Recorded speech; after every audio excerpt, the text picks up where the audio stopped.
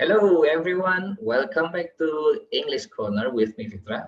And today I'm going to explain about another adjective clause.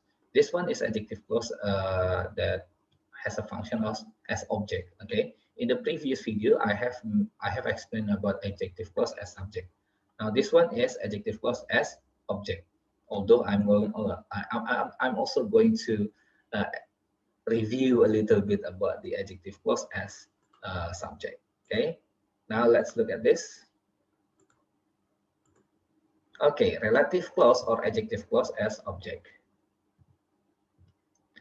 Things to remember about adjective clause. The first relative clause is a complex sentence. It means it has main clause and subclause. Yeah, a complex sentence has main clause and subclause. The clause, yeah, a clause must have its own subject and verb. This is something that you also have to remember. A clause must have subject and verb. So it means the main clause has subject and verb. The subclause also has subject and verb. A complex sentence is made from two or more simple sentences. So a complex sentence is a combination of two or more simple sentences. And then there are four elements in adjective clause sentence. They are main clause, subclause, antecedent, and relative pronoun. For the more explanation about this things to remember, you can check out the previous video about adjective clause as subject.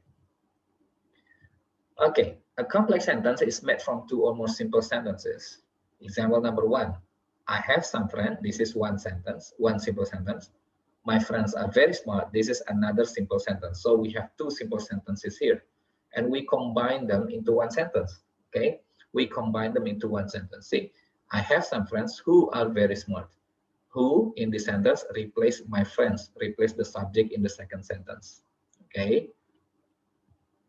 And then the four elements in that sentence are the main clause is I have some friends. This is the main clause. And then the subclause is who are very smart. This one is the subclause, or in this case is the adjective clause. Remember, because this subclause explain or describe something. That's why it is adjective. The antecedent is some friends. Antecedent is some friends, and then the relative pronoun is who. Why we use who? Because who, the antecedent is a person as subject. The next one, example number two, I like reading books. The books teach me science. Two simple sentences. The combination, I like reading books which teach me science, which in this sentence replace the books in the second sentence here.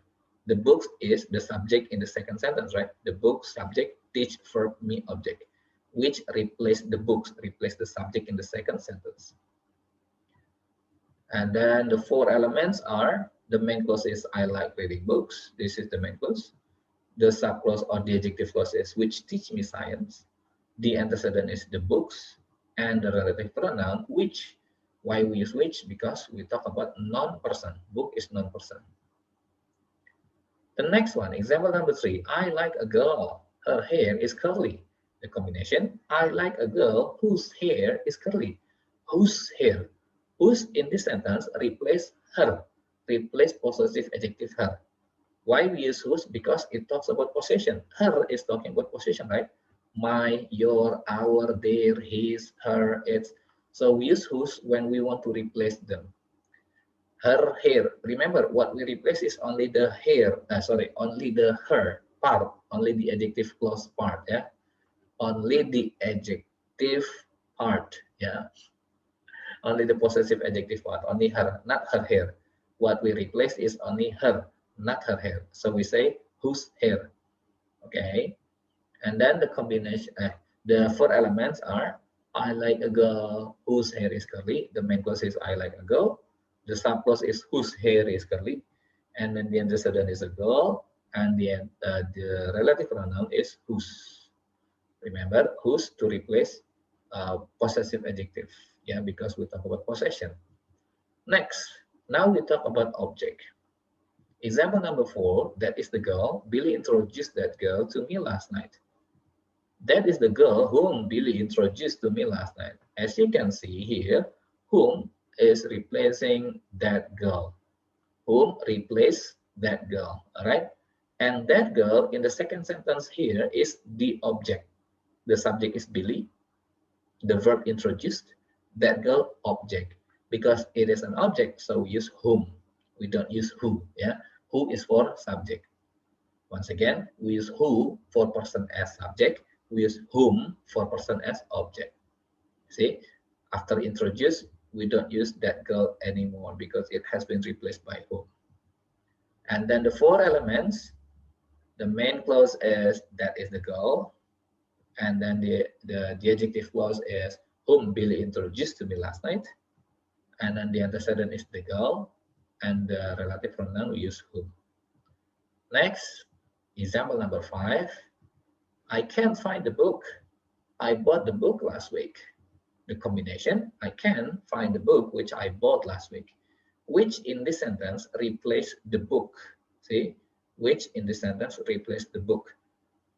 And the position is object, right? The book is object. See, after I bought, we don't use the book anymore because it has been replaced by which. Okay. And then why we use which? Because it is non-person. The main clause is I can't find the book. The subclause is which I bought last week. The antecedent is the book, see, non-person. That's why we use relative pronoun which. Okay, those are the examples.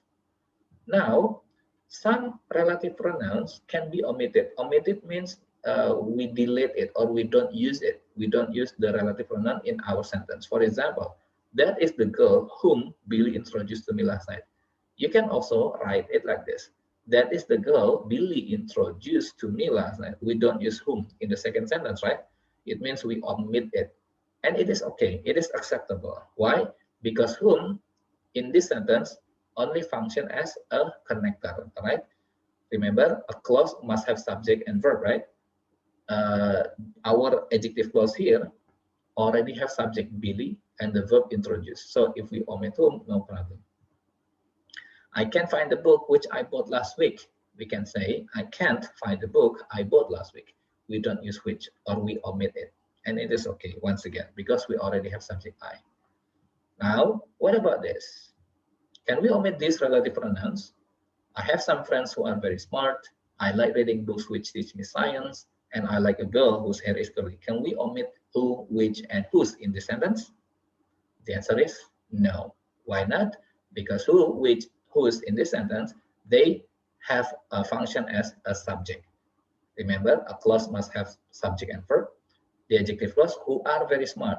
The subject is who. Yeah, the verb is are. So if we omit who, there is no subject. Which teach me science. The subject is which. So if we omit which, there is no subject, and it is wrong. And then whose hair is curly. The subject is whose hair. Yeah, remember it is from her hair. If we omit whose, there is no subject.